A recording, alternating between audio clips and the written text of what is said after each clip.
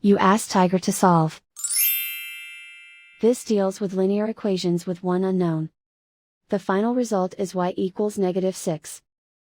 Let's solve it step by step.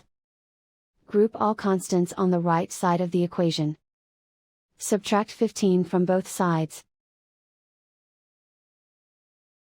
Simplify the arithmetic.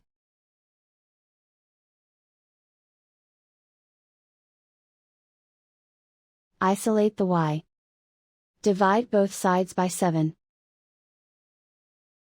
Simplify the fraction. Find the greatest common factor of the numerator and denominator. Factor out and cancel the greatest common factor. And so the final result is y equals -6.